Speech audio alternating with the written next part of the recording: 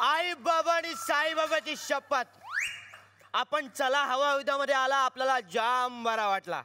आपण छोटा होतो, थोडा कच्चा होतो, पण मनाने सच्चा होतो. आपण शाकालच्या नाकावर टिचून त्याच्या पोरीला बोललो, पराजू आपला लव होता की टाइमपास. आईला ती त्यावेळी नाही बोलली, कारण शाकाल होता ना तिकडे. पण आता आपण मोठा झालो आहे. मोठा आपण झालोय.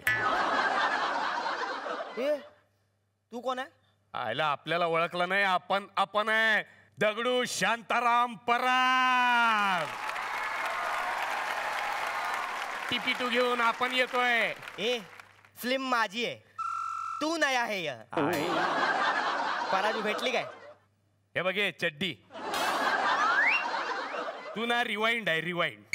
तू फॉरवर्ड मध्ये जाऊ नको. फॉरवर्ड मध्ये आपल्याला काय पराजू बेराजूची घेणं देणं नाही का? आपल्याला काय माहित नाही. ए भेंडी, काय रे? कशाला शिकवला तुला? कशाला मोठा केला? अरे हालू, अरे आज भी पराजू को लगत होएगा, आएंगे मेरे छोटे मोठे दगडू आएंगे. पराजूला शोधला नाही ना.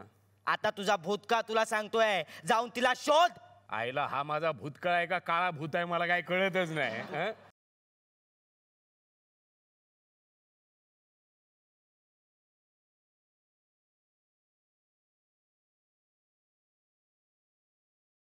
काय काका ओळखला काय? काळं मांजर आडवं आलं. आता परत मला 7 पावलं मागं जायला पाहिजे. अरे दगड तो दगडच राहिलास. काय ती चड्डी, काय ते केस. केसांचं वजन जास्त आहे बाकीच्या शरीरापेक्षा. काय करतोस अलीकडे? आपण पेपर टाकतो ना. काय तुझी भाषा? पेपर? ओ काका, आपण लय पुढे गेलो. पुढे नाही रे, पुढे. फळा फणस पुढे पुढे पुढे नसतो. तुला फला म्हण. फला. हा बघा, हा आपला मोठा मोठा वर्जन. मोठा वर्जन? हा म्हणजे आपण मोठा दगडू आहे ना. नया है क्या? नया है यहाँ? ये कैसा रे रंगी बेरंगी सूट पहना है, ये लाल और काला रंग का बूट पहना है. और कैसा बिभत्स भाषा बोलता है रे तुम लोग. आपण आहे. आपण आता पेपर टाकत नाही. मग काय करतोस? आपण आता शिड्या विकतो. Compact disk. कॉम्पॅक्ट नाही रे, कॉम्पॅक्ट डिस्क असं असतं. आणि डीव्हीडीला काय म्हणतात? सांग रे. याला कशाला विचारता, मला विचारा ना. काय नया आहे ना. काय म्हणतात डीव्हीडीला? काय म्हणा, काय म्हणतात मी सांगतो. Digital video disk.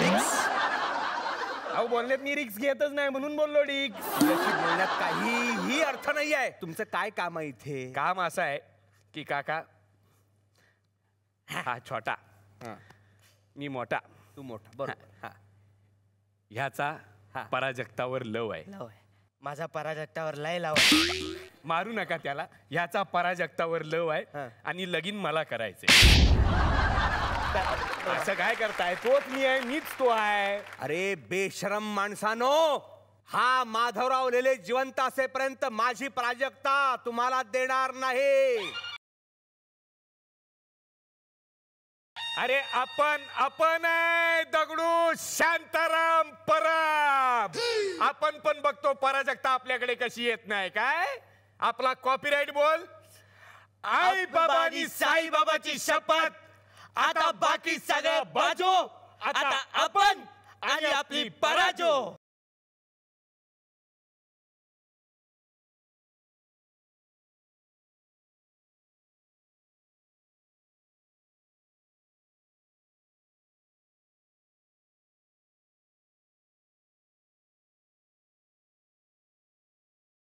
इकडे किती काही झालं तरी माझी हवा चालते ना. त्यामुळे मी आज खास तुझ्यासाठी काहीतरी बनवून आणलेलं आहे. हम गरीब हुए तो क्या हुआ, दिल से अमीर है. हम तुमसे दूर हुए तो क्या हुआ, दिल से करीब है. हम तुम्हारे थे, तुम्हारे है, तुम्हारे रहेंगे, ये हमारा वादा है. बाकी चला हवा येऊ द्या. खरंच गेले. मला माहिती नव्हतं प्रियदर्शनच्या रायटिंग मध्ये एवढी जादू आहे म्हणून. क्या बात आहे. जोरदार टाळ्या झाल्या पाहिजे प्रियासाठी.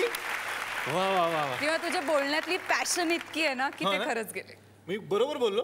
एकदम. मला टेन्शन होतं तुझ्याकडे बघताना मी काय बोलणार आहे माझ्या मनाला भिडलं. ते. क्या बात आहे. प्राजू फक्त माझ्यासाठी आलेली आहे मला माहिती आहे. आणि आज प्राजू काजू सारखीच दिसते कारण तशाच रंगाचा ड्रेस पण तिने घातलेला आहे. मनापासून प्रिया बापटचं या मंचावरती मी स्वागत करतो. आणि एव्हाना सगळ्यांच्या लक्षात आलेलं आहे की आज प्रिया इथे आलेली आहे ती एका खास कारणासाठी आणि ते खास कारण खूप मोठं आहे. ज्या सिनेमाची सगळ्या महाराष्ट्रच नव्हे तर जिथे जिथे म्हणून जगभरात मराठी रसिक प्रेक्षक आहेत सगळेजण आतुरतेनं वाट बघतायत तो सिनेमा म्हणजेच टाइमपास 2. टाइमपास 2च्या निमित्तानं प्रिया आज आमच्याकडे आलेली आहे. अतिशय मनापासून प्रिया तुझं स्वागत. Thank खरं तर you. या सिनेमाचा मी खूप मोठा फॅन आहे. TP1 सगळ्यांनी बघितलेला आहे आणि आता सिक्वेल येतोय TP2. सगळ्यात महत्वाची गोष्ट म्हणजे हा मराठीतला पहिला असा सिनेमा आहे ज्याचा सिक्वेल बनतोय. हा एक इतिहास आहे. आणि तोही एका वर्षात. एका वर्षात त्याचा सिक्वेल बनतोय. आणि आता प्राजू मोठी झाली आहे अर्थातच. तर मोठ्या झालेला प्राजूचा हा रोल करताना कसं वाटतंय? प्राजू आता मोठी झाली आहे. सगळ्यांचं लाडकं कॅरेक्टर आहे. पण तरी खूप ट्विस्ट अँड टर्न्स आहेत टाइमपास 2 मध्ये. कारण आता 12-15 वर्षांचा काळ गेलाय मध्ये. सो या 12-15 वर्षात काहीही बदलू शकतं. तर प्रिया आता कुणी नाहीये आपण दोघेच आहोत. खूप सारे गप्पा मारूयात. मी प्रियाला विनंती करतो प्लीज तू माझ्यासोबत बस. येस. प्रिया मागाची गमतीत यांना मी सगळ्यांना गायब केलेलं आहे पण मला टेन्शन आलं हे कधी येऊ शकतात कारण हे दिग्गज आहे त्यांना कोणी गायब करू शकत नाही. पण ते झाले आता काय करायचं ते यायच्या आत ना पटकन माझ्या मनात काय काय ते सगळं मी बोलून टाकतो नाही तर आल्यानंतर ना ते मला बोलू देणार नाहीत म्हणून मानते. तर रात्री मी तुझ्यासाठी एक शेर तयार केला होता तो मी तुझ्यासाठी म्हणतो आणि मग त्यांना आपण बोलावूयात. प्लीज. मेरी आंखों का सुकून तो तुम ही हो. मेरी आंखों का सुकून तो तुम ही हो वरना आंखों को ठंडक तो काजल भी दिया करते हैं. वाह. अरे वा म्हणा हे तयार केलं मी खास. आता हे सगळं मी बोलून घेतलेलं आहे. आता मी त्यांना बोलवतो जे मला येऊन नंतर फटके देणार आहे. तर सुरुवात करणार आहे मी पहिल्या हिरो पासून. टाइमपास या सिनेमामधून जो घराघरात पोहोचला आणि सगळ्यांना ज्यांना आपल्या प्रेमाची वेगळीच भाषा शिकवली जोरदार टाळ्यांनी या मंचावरती मी स्वागत करणार आहे छोट्या दगडूचं म्हणजेच प्रथमेश परबचं.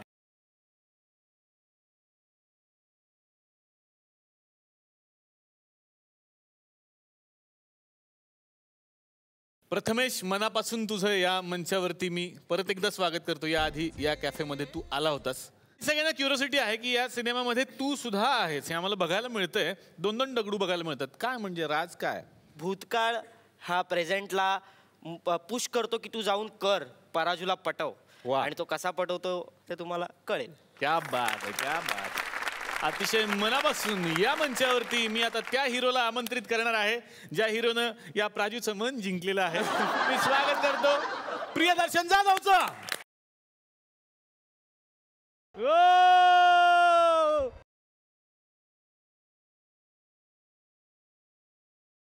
क्या बात आहे. जोरदार टाळ्या प्रियदर्शनसाठी. दर्शन दगडू आता मोठा झालेला आहे. मागे तुझ्या मुलाखतींमध्ये सगळ्या महाराष्ट्राने हे ऐकलेलं आहे की टाइमपास मध्ये स्क्रीन प्ले डायलॉग्स रवी सरांच्या सोबत तू लिहिलेले होते. बरोबर. तेव्हा कुठे वाटलं होतं की TP2 मध्ये मीच असेल दगडू? असं अजिबात वाटलं नव्हतं. मुळात TP2 करायचं हे असं काही ठरलं नव्हतं. रवी असं म्हणाला होता की TP1 कसा रिसीव्ह केला जातोय त्याच्यावर TP2 करायचा की नाही ते आपण बघूया. त्यानंतर प्रथमेश बरोबर मी रिहर्सल्स करत होतो म्हणजे शूटिंग सुरू व्हायच्या आधी TP1च्या. तर तेव्हा मी त्याला बोलून दाखवायचं ते कदाचित रवीला आवडलं असेल भावलं असेल. तेव्हा तो मला असं गमतीत एकदा म्हणाला होता की TP2 समजा आपण केला तर तू हिरो असशील. मी अनेक महिने ते विश्वास ठेवू शकलो नव्हतो. अनेक महिने मी दर टप्प्याटप्प्याने त्याला विचारत होतो की खरंच मी करतोय का म्हणजे आहे ना बाबा मी खरंच का आपलं एक नाही तू आहेस तू करतोय. सो मला असं वाटतं की इतकी वर्ष काम केल्यानंतर काहीतरी एक पुश मिळणं गरजेचं बाकी होतं. एक ड्यू मिळणं बाकी होतं आणि तो मला मिळाला आहे. तर आता मी त्या व्यक्तीला या मंचावरती आमंत्रित करणार आहे ज्यांच्यामुळे या स्टोरीत एक मोठा अडसर येतो. प्राजू आणि दगडू एकत्र येऊ शकत नाहीत ते म्हणजेच या गोष्टीतले शाकाल.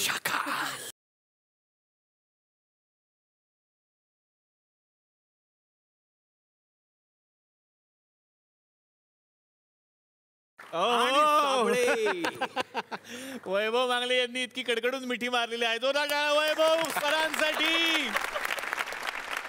वैभव सर, एखादी लव्ह स्टोरी जेव्हा हिट होते त्याला एक कारण असतं, ते म्हणजे त्यातला खलनायक. कारण खलनायक जोपर्यंत मोठा नसेल, स्ट्रॉंग नसेल, तोपर्यंत हिरो मोठा होऊ शकत नाही, हे आपल्या सगळ्यांनाच माहिती आहे. आणि तितकाच तो स्ट्रॉंग पद्धतीने तुम्ही उभा केलात टाइमपास मध्ये. आणि आता सगळ्यांना उत्सुकता आहे की TP2 मध्ये शाकालचं काय झालं असेल. याच्यासारखं परफेक्ट कास्टिंग मला नाही वाटत रवीनं कधी याच्या अगोदर केलं असेल. कारण रवी म्हणतो की तुझा स्वभाव बघूनच मी तुला कास्ट केलेला आहे, त्याच्यामुळे वेगळा अभिनय करण्याची तुला गरज नाही. आता कुठे रस्त्यावर शाळेच्या बाजूने जायची सोय राहिली नाहीये. अरे बापरे. चुकून शाळा सुटली आणि जर मुलं असतील तर जवळपास तर म्हणतात. अर्थात तेच मी म्हटलं की याच्यासाठीच नट भोकेलेला असतो. आपण काम करावं आणि ते लोकांनी चांगल्या पद्धतीने ॲप्रिशिएट करावं, हे टाइमपासने घडवलं. आणि थँक्स रवी, आणि अर्थात थँक्स SL विजन. क्या बात आहे, क्या बात आहे. तर टाइमपास मध्ये आणखीन काय काय घडलेलं हे सगळं मला जाणून घ्यायचं आहे. पण आता त्या व्यक्तीला या मंचावरती आमंत्रित करणार आहे ज्यांच्या नजरेतून टाइमपास सगळ्यांनी बघितला आणि हा टाइमपास 2 सुद्धा सगळेजण बघण्यासाठी उत्सुक आहेत. अतिशय मनापासून या मंचावरती मी आमंत्रित करतो दिग्दर्शक रवी जाधव यांना.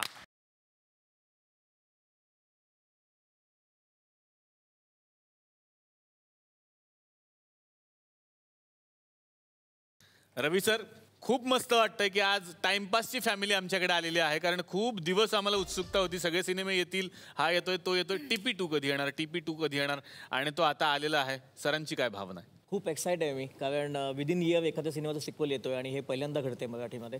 आणि खूप उत्सुकता आहे लोकांमध्ये, आणि ते पाहून मला खूप आनंद होतोय. कारण एखाद्या मराठी सिनेमासाठी लोकांमध्ये असणारी एवढी उत्सुकता, मला वाटतं खूप पॉझिटिव्ह साईन आहे एंटायर मराठी इंडस्ट्रीसाठी. गेले 6 महिने लोक इतके आतुर आहेत की सिनेमा कधी येतोय. आणि म्हणून मला असं वाटतं की आय एम व्हेरी ग्रेटफुल की लोकांनी इतकं प्रेम टाइमपास या सिनेमावर केलं आहे. आणि मला खात्री आहे की टाइमपास 2 वर सुद्धा लोक इतकंच प्रेम करतील. वा. तर मला तुम्हाला एक गंमत सांगायची, मला इतिहासात खूप कमी मार्क पडायचे. आणि माझे इतिहासाचे सर मला नेहमी म्हणायचे, टाइमपास करशील ना असंच होणार, टाइमपास करशील ना असं होणार. मला सरांना सांगायचं, बघा यांनी टाइमपास केला म्हणून सरळ इतिहासच घडला सगळं. पण मला ऍक्च्युली विचारायचं होतं की आज या सेटवरचं वातावरण कम्प्लिटली वेगळं आहे. काहीतरी सेलिब्रेशनचं वातावरण दिसतंय, कारण जे काय सजवलंय तुमचं घर इतकं सुंदर वाटतंय. तर काय स्पेशल काय आहे? तुम्ही येण्यापर्यंत मी ते सरप्राईज ठेवलेलं होतं, आता मी ते फोडणार आहे सर. खरं तर टाइमपास मध्ये सगळेच डायलॉग पाठ झालेले आहेत सगळ्यांना, म्हणजे श्लोक म्हटल्यासारखे वगैरे लोक म्हणतात आजकाल. पण यातला आणखीन एक गाजलेला डायलॉग म्हणजेच चला हवा येऊ द्या. आणि तुम्ही तो लिहिलात म्हणून आमची पोटं भरली सर, दुकान चालू झालं सर तुमच्यामुळे. तर याच डायलॉगवर आधारित हा एक भव्य दिव्य शो सुरू झाला ज्याचं नाव आहे चला हवा येऊ द्या. आम्हालाही माहित नव्हतं याचं यश किती असेल, पण आज आम्ही या शोचा 75वा भाग साजरा करतोय.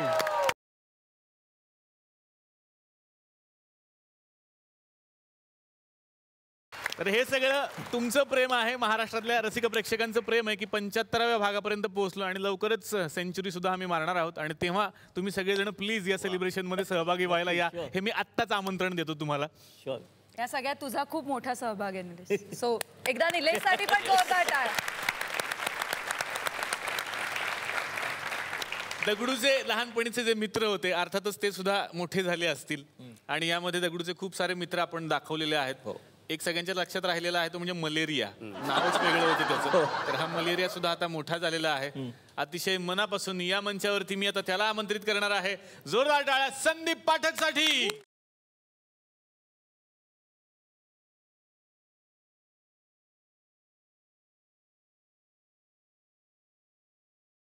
संदीप, मनापासून या मंचावरती तुझं स्वागत. थँक्यू.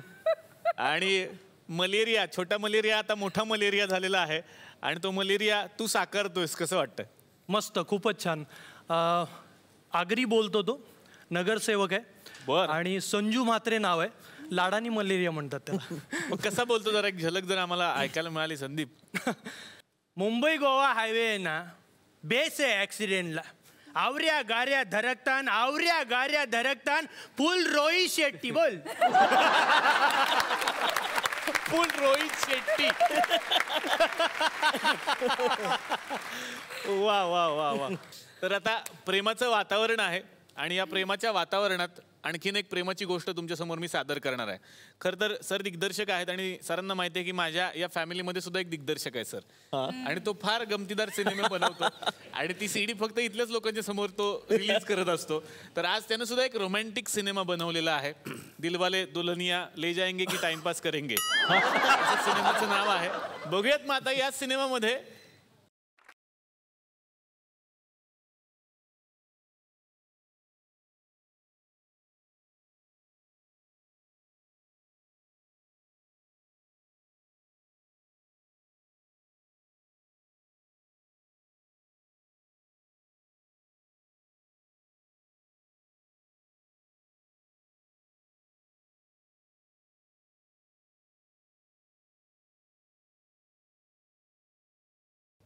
आज की खाजा रबर, आज की खाजा रबर, काय काय आज की खाजा रबर मगर आज की खाओ कुजा पत्ती काय तेरे आज की ताजा खबर. हाँ हाँ आज की ताजा खबर, आज की ताजा खबर, आज की ताजा खबर, आज की ताजा खबर, आज की एक पेपर दे.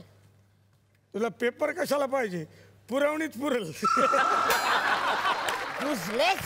आहेत ना 10 रुपये काय लेस लेस. लेस नाही युजलेस म्हणालो, युजलेस. तेच आहे ते, यूज केलेलेच आहेत ते. कस काय अरे मी खाल्लंय ना ते म्हणून म्हटलं. नालायक मूर्ख पाची.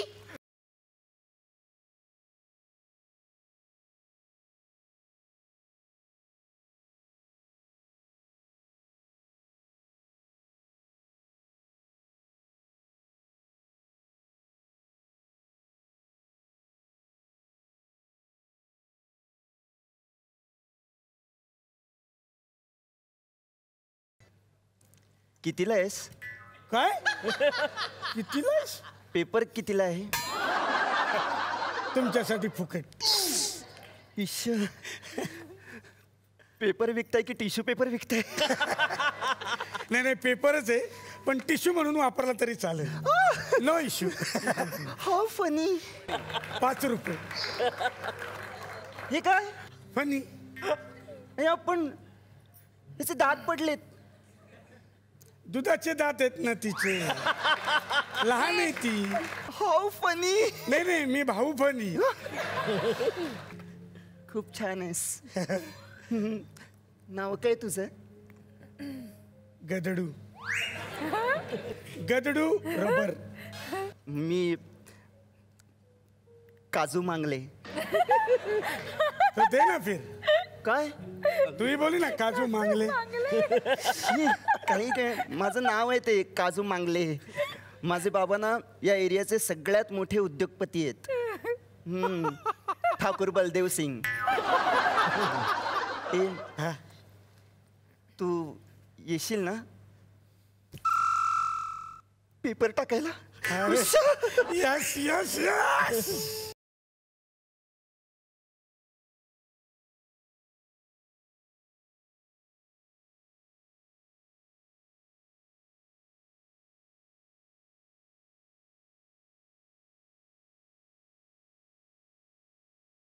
बेटा आ गए तुम बेटा. आओ, मैंने तुम्हारे लिए गाजर का हलवा बनाया है. अगं माँ, अगं सारखा सारखा हलवा का बनवतीस तू? हिचा ना प्रॉब्लेम आहे, कधी हलवा बनवती. थकले रे मी आता. आता ताकद नाही माझ्यात.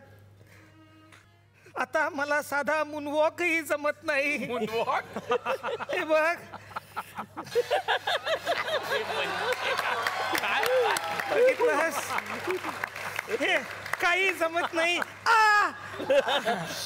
बघितलं आता कसं? हा घबरा ना जरा. हे बघ मला वाटतं आपल्या या घरात कुणीतरी तिसरं यायला हवं. तुझ्यासाठी सून नाही, तुझ्यासाठी बाबा. अगं माँ, अगं काय विचार करतेस तू? हा अगं काशीला जायचे दिवस तुझे, तू माझ्या आयुष्याची काशी का करतेस? काशी बोलतेस तू, काशी बोलतेस तू. काशी का काशी तुझी सवय आहे तशी. बस ठीक आहे, मी करते ऍडजस्ट. तू घेऊन ये कुणाला तरी. आणणार आहे मा. कुणाला? काजू. बरं खारे घेऊन ये. संध्याकाळी लागतात मला. अगं हे तुझ्या सुनेचं नाव आहे ते. काय? माझ्या सुनेचं नाव काजू? वा, किती आनंदाची बातमी. चल बाळा, तुझं तोंड गोड करते. मा काय बनवलंस ग? शेपूचा हलवा बनवलाय बाळा. तिला हलवा. चल.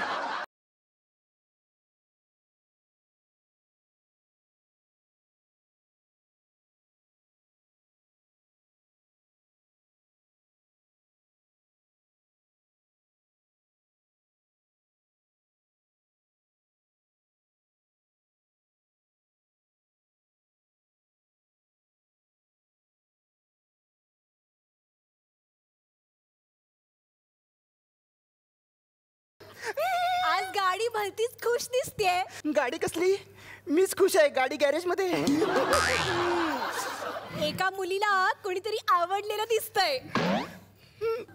पण तुला माहिती आहेत ना आपले भाऊजी किती कडक आहेत ते. हो दीदी, तू काळजी नको करूस.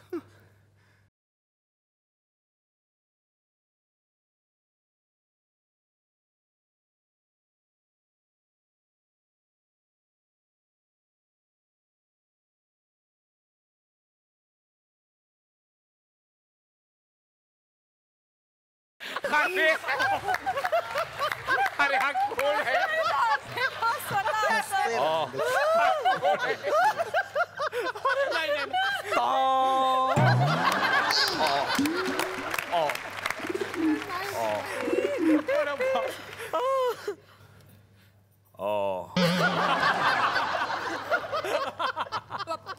बाबूजी काय बाबूजी जरा धीरे चलो.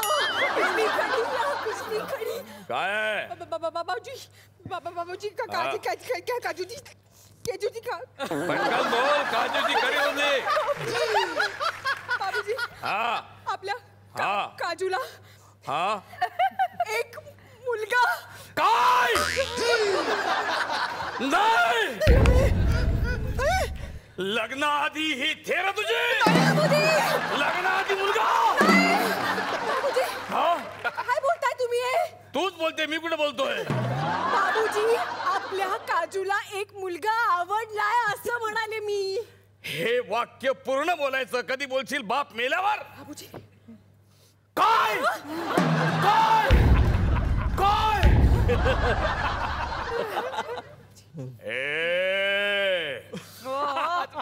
हे खरं आहे का? काय नाव काय त्याचं? गदडू. लोक काय बोलतात ते नाही, नाव काय ते सांग. नावच आहे त्याचं गदडू. काय काय करतो काय हा गदडू? लॉस एंजलिसला असतो. वा. पेपर टाकतो. पेपरवाल्याशी लग्न करणार नाही. हे लग्न होणार नाही. बाबूजी मी पाया पडते. बाबूजी तुम्ही त्याला एकदा भेटून तरी घ्या. मी नाही सोडणार तुमचे पाय. मी नाही सोडणार. नाही सोडणार. पाय नाही, धोतर पकडलाय ते सोड. सुटलं तर प्रॉब्लेम सगळा. पण एकदा तरी भेटून घ्या त्याला. ओके. कॉलम हिंद हम बोलाव त्याला. मिक्स केलं मी हिंदी इंग्लिश.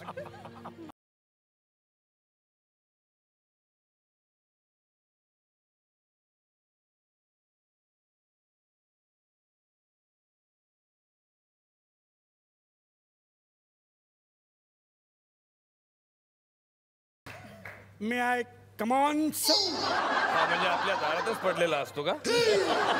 बोलायला बरोबर लगेच आला. Nice parrot. अरे पॅरॉट आहे का तरोट आहे? अरे हा पोपट नाहीये, कबूतर आहे. दिस इज एन अ पिकॉक. तेच म्हणलं मी. फक्त इंग्रजीत बोललो, तुम्हाला नाही कळत. तुम्हाला कबूतर फार आवडतं? येस खूप.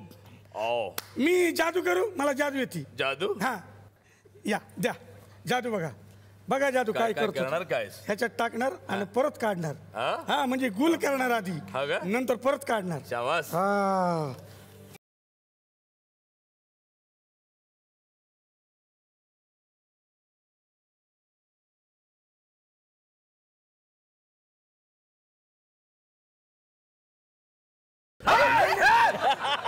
मंत्र असं फक्त मंत्र येतो. कबूतर आहे त्याच्यात. आता बघा. या बघा. कुत्रा आहे तो, कुत्रा. कबूतर कुठे आहे? या कुत्र्याने कबूतर खाल्ला. मी नाही सोडणार, मी नाही सोडणार. कबूतर खाल्लाय, कबूतर खाल्लाय.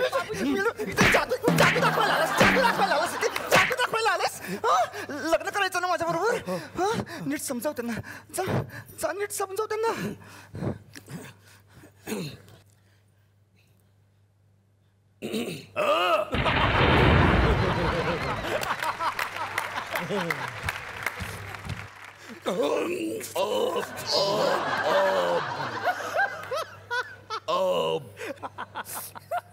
आता निळे फुले.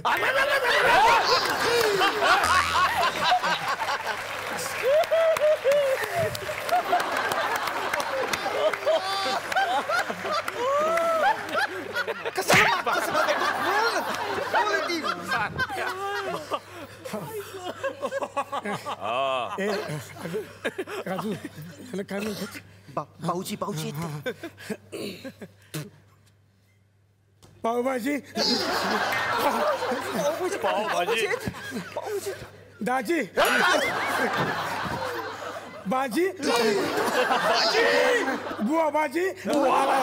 काय ना काय काय म्हणायचं काय त्याला? फक्त बोल. हा बाबूजी मला तुमच्याशी लग्न करायचं. मला तुमच्या पोरीशी लग्न करायचे. चुटकी. ही चुटकी आहे. मग तुम्ही छोटा भीम असणार.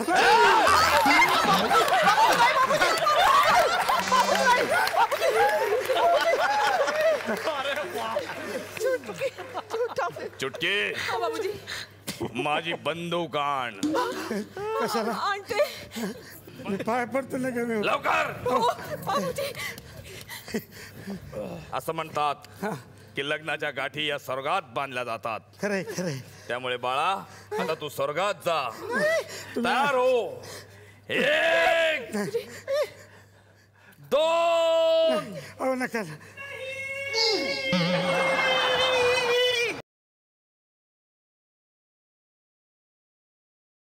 मेरे बेटे पे गोली चलाने से पहले मुझे खारो. खारो खाजो मारो. अगं मोहनजोदडो. मोहनजोदडो. मोहनजोदड़ो. मुझे मत मारो. मुझे मारो.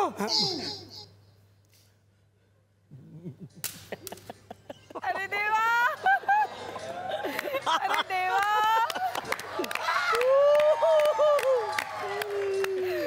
मांगलू. प्राजो.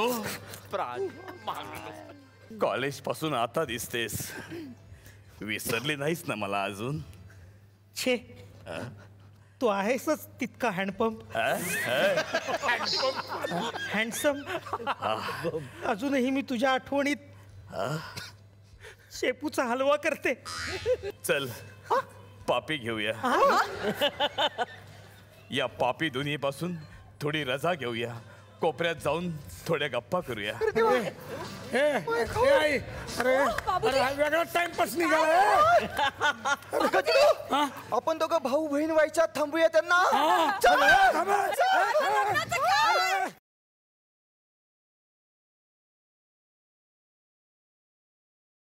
विश्रांतीनंतर आपल्या सगळ्यांचं पुन्हा एकदा स्वागत. तुम्ही पाहताय चला हवा येऊ द्या. या सिनेमामध्ये जो आपण सतत उल्लेख करतोय की भूतकाळ माणसाला काहीतरी शिकवतो.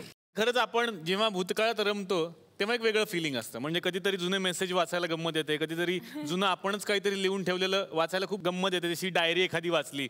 पण त्याहीपेक्षा जास्त गंमत येते चुकून जर एखादं जुनं पत्र आपल्याला मिळालं. या तुकरटवाडीमध्ये आत्ता सुद्धा एक पोस्टमन काका येतात. ते काही जणांची पत्र घेऊन येणार आहेत आणि ती पत्र नक्कीच तुम्हाला तुमच्या भूतकाळात घेऊन जातील.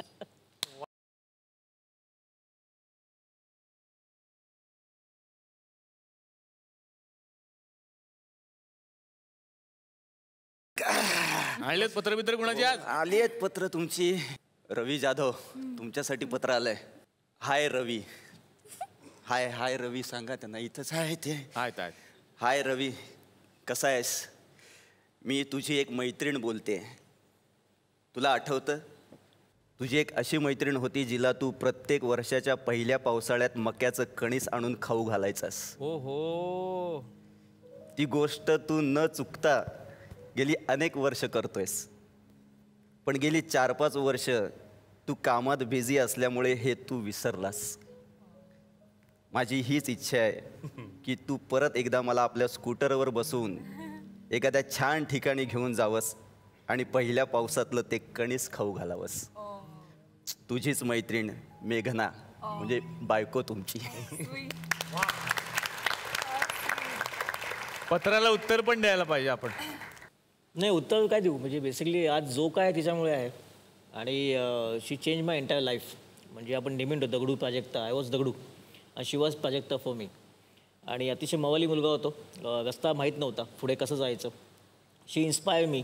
हे झालं आहे खरं की एवढा वेळ मिळत नाही जेवढा आधी ॲडव्हर्टिझिंगमध्ये त्यावेळी मिळायचा. पावसाळा जवळ येतोय, जूनमध्ये हे प्रॉमिस या पावसाळ्यापासून सुरुवात परत एकदा. आणि रिअली सगळ्यांना सांगतो, आय लव्ह यू मेघना. पुढचं पत्र आहे प्रियदर्शन जाधव सर. प्रियदर्शन, तुझ्या नावाचं एक बरं आहे, प्रिय तू स्वतःच लावून घेतोस. त्यामुळे फक्त दर्शन लिहावं लागतं. दर्शन ओळखलंस? कोण आहे मी? अरे असं काय, तुला सिनेमातली प्राजू मिळाल्यावर खऱ्या आयुष्यातल्या प्राजूला विसरलास? ओळखलंस ना? अरे मी तुझी पहिली प्रियसी. अरे घाबरू नकोस, बायकोला कळलं तर काय होईल वगैरे असा विचार करू नकोस, कारण मी तुझी बायकोच आहे. वैभवी, वैभ्या. दर्शन, तुझा सिनेमा येतोय TP2, फार भारी वाटतंय.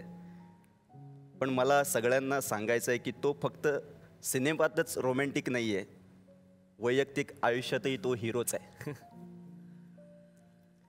दर्शन, तुला आठवतंय आपलं प्रेम घरच्यांना मान्य नव्हतं, तरी तू हरला नाहीस. तू मला भेटायला यायचास, रात्री तुझं काम संपेल तेव्हा यायचास, मग कितीही 2, 3, 4 वाजता कधीही. मला भेटणं शक्य नाही तर मग तू रस्त्यावर उभा राहायचास आणि मी खिडकीत उभी राहून तुझ्याशी बोलायचे. आणि तोच दर्शन आज माझा नवरा आहे, याचा मला अभिमान वाटतो.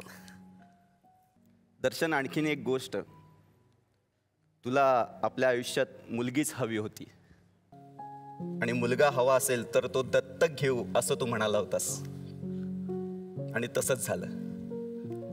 कौतुक खूप झालं. आता एक तक्रार,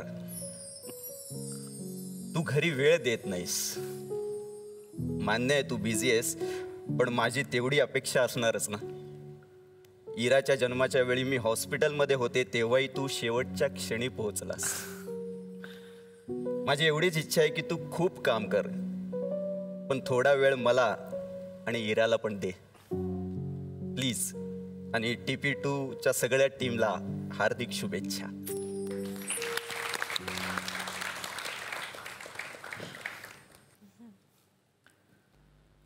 एक घर बदलली मी मुंबईत.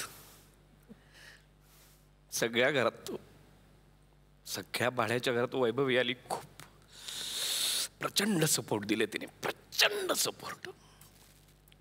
माझ्याकडे एक गादी, एक छोटं वॉशिंग मशीन, काही भांडी आणि एक बादली, एवढं माझं सामान होतं. त्या सगळ्या घरांमध्ये मी फिरलो. तिच्या सपोर्टशिवाय शक्य नव्हतं. मला माहिती आहे मी वैभवीला वेळ देऊ शकत नव्हतो. पण माझं असंही म्हणणं आहे की ज्या दिवशी इरा जन्माला आली त्या दिवशी नाटकाचा प्रयोग होता. प्रयोग ठरलेला होता. ठरलेला प्रयोग मी मी कॅन्सल करू शकत नाही. माझ्या मते ते ब्लेसिंग आहे.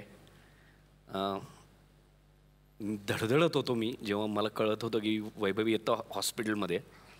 इंदोरला होते प्रयोग आणि नेमके मुंबईतही नव्हते. आणि मी आलो होतो आणि I am sorry for that की मी अशा नाजूक क्षणी तुझ्याबरोबर नव्हतो. पण आय कमिट की मी यापुढे तुझ्याबरोबर असेन.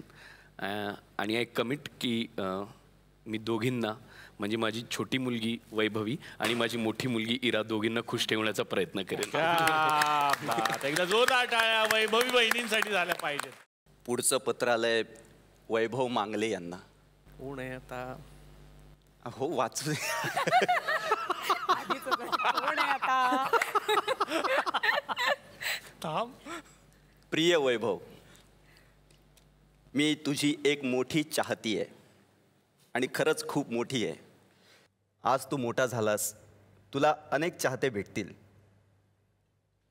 तू त्यांच्या आयुष्याचा एक हिस्सा झालायस आता.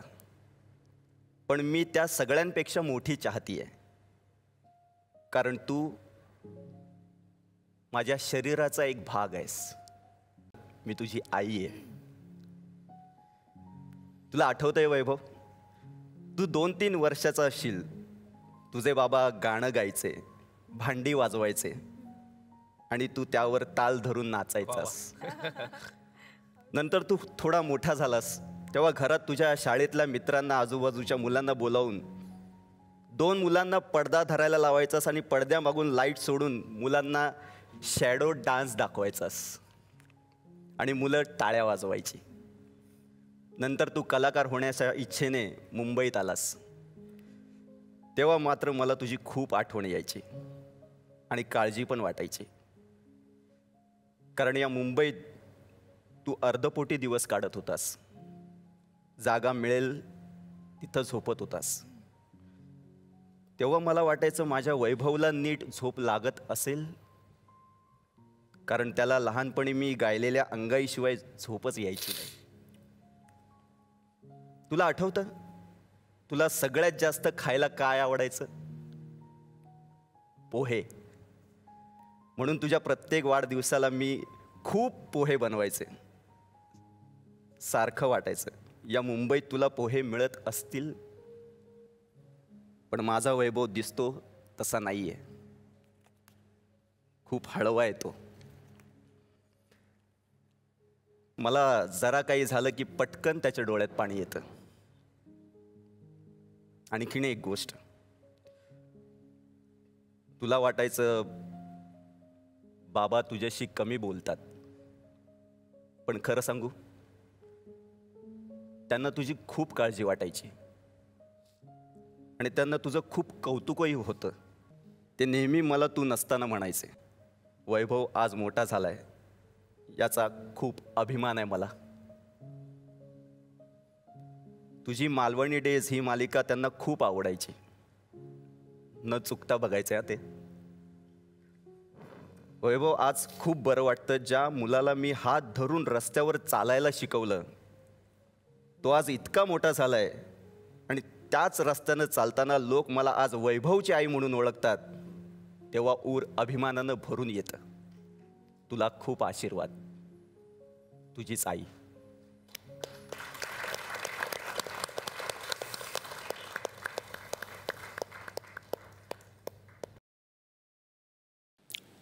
सॉरी, मी नाही बोलू शकत.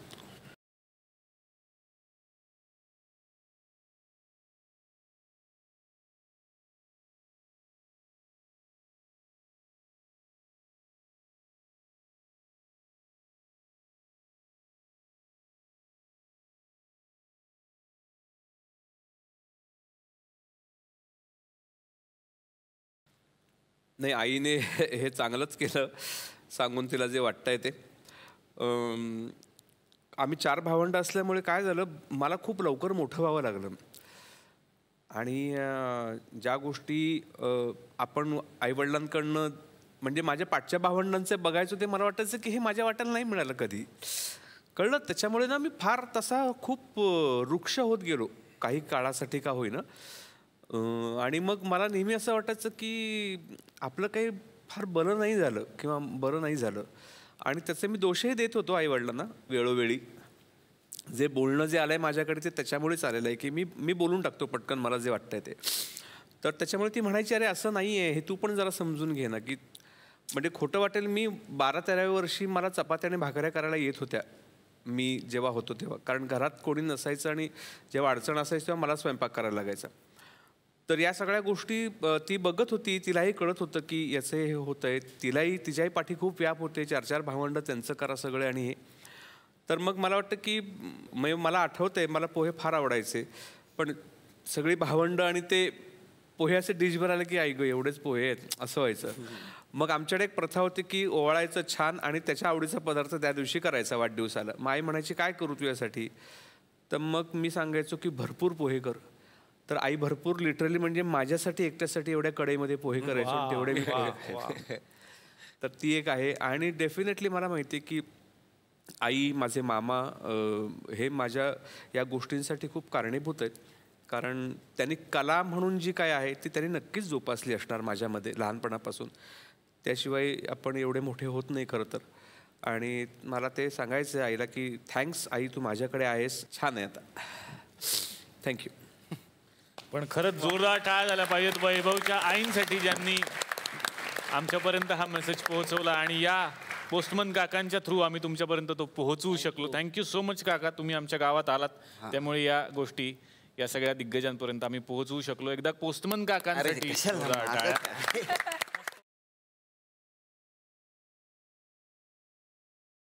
तर TP2च्या निमित्तानं हे सगळे दिग्गज आज आमच्या कॅफेमध्ये आलेले आहेत. मी एपिसोडच्या सुरुवातीलाच उल्लेख केला की आम्ही या आठवड्यात 75वा भाग साजरा करत आहोत. त्यामुळे मला वाटतं की हे सेलिब्रेशन एका दिवसाचं नसायला पाहिजे. हे सेलिब्रेशन उद्यासुद्धा कंटिन्यू व्हायला पाहिजे. आणि मी सगळ्यांना विनंती करणार आहे की प्लीज तुम्ही उद्यासुद्धा आमच्या कॅफेमध्ये आमच्यासोबत राहा. आपण याहीपेक्षा जास्त धमाल करूयात. तर याच सगळ्या दिग्गजांच्या सोबत आपण धमाल करणार आहोत उद्याच्या भागात. तेव्हा बघायला विसरू नका. चला हवा येऊ द्या. Powered by good night Neem low smoke coil.